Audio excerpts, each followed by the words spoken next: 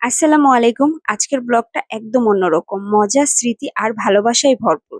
আমাদের পরিবারের ছোট্ট ট্যুর। শুরু থেকে শেষ পর্যন্ত অনেক অ্যাডভেঞ্চার, আরহামের এক্সপ্রেশন, বাবার ভালোবাসা, মায়ের চোখে আনন্দ। সবকিছু আপনাদের সাথে শেয়ার করছি একদম মন থেকে। সবাই কিন্তু কমেন্টে অবশ্যই জানাবেন আপনারা সবাই কেমন আছেন। আমরা ৩ জন, আমি, আমার স্বামী আর আমাদের ছোট ছেলে বেরিয়ে পড়লাম একসাথে একটু সময় কাটাতে। আরহাম খুবই এক্সাইটেড ছিল কারণ ও মেট্রোতে যাতায়াত করতে খুব পছন্দ করে। মেট্রো স্টেশনে ঢোকার পর থেকেই ওর এই চোখে মুখের উচ্ছ্বাস দেখে আমি আর রেজন হাঁপ ছেড়ে হেসে ফেললাম।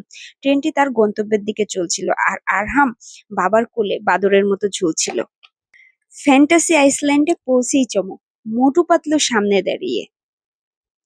আরহাম তো চোখ মেলেই বিশ্বাস করছিল না। সঙ্গে সঙ্গে দৌড়ে ছবি তুলে নিলাম, টিকিট কেটে ঢুকলাম। কিন্তু আমরা বুদ্ধি করে ৫০০ টাকার প্যাকেজ নিলাম, ঢোকা, সুইমিং আর ২টা রাইড সব একসাথে। তবে তোমরা যারা সুইমিং করতে চাও না তারা চাইলে ১০০ টাকার টিকিটও কাটতে পারো, পুরা পার্কে ঘুরতে পারবে এবং যে রাইডে চড়বে তার জন্য আলাদা করে ৫০ টাকার টিকিট কেটে নিতে পারো। ভেতরে ঢুকেই মনে হলো যেন স্বপ্নের কোনো জগতে চলে এসেছি। সবুজ গাছপালা, শান্ত বাতাস, আমি আর আরহাম হাত ধরে হেঁটে চলেছি। একটা মায়াবী অনুভূতি, যেন সময় কিছুক্ষণের জন্য থেমে গেছে আমাদের জন্য। চারিদিকে রঙিন আলো, মিউজিক, রাইডের চিৎকার, বাবা মায়েদের হাসির শব্দ। আরহাম চোখ বড় বড় করে তাকিয়ে আছে চারিদিকে।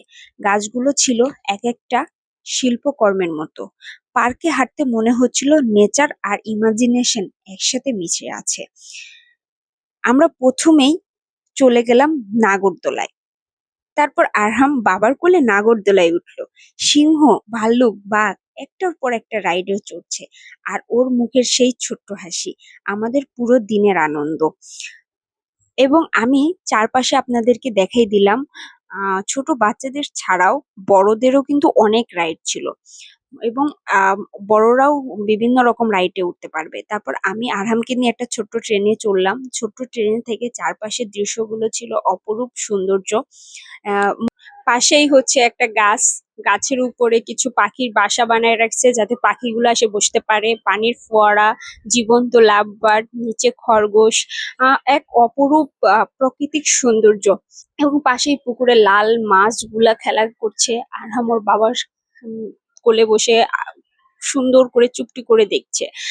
তারপর আমরা বাম্পার কারে গেলাম। আরহাম ওর বাবার কোলের মধ্যে বসে বাম্পার কার চালাচ্ছে আর আমি কখনোই বাম্পার কারে চড়িনি, এই ফার্স্ট আমি বাম্পার কারে চড়লাম। আমি তো খুবই মানে হাসছিলাম, আমার এত লজ্জা লাগছিল, চালাইতে পারছি না আর সবার সাথে ধাক্কা খাচ্ছি আর হাসছি। বিকেলের নরম আলোয় সূর্যটা ডুবছিল। এই সুন্দর মুহূর্তে আমরা ৩ জন নামলাম সুইমিং পুলে। আরহাম বাবার কোলে থেকে পানিতে সাঁতার কাটার চেষ্টা করছিল এবং মজা করছিল। তবে ওই একটু ভয় ভয়ও পাচ্ছিল। যার কারণে ও পানি থেকে উঠে কিনারে দাঁড়ায় নাচছে। ওর বাবা বলতেছে, "আসো কোলে আসো", আর ও ওখানে নাচছে।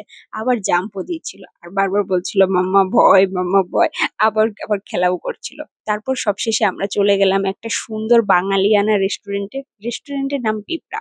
রেস্টুরেন্টটা খুবই সুন্দর করে সাজানো। পরিবেশটা খুবই সুন্দর ছিল। আরহাম গিটার নিয়ে কতক্ষণ খেলাধুলা করলো।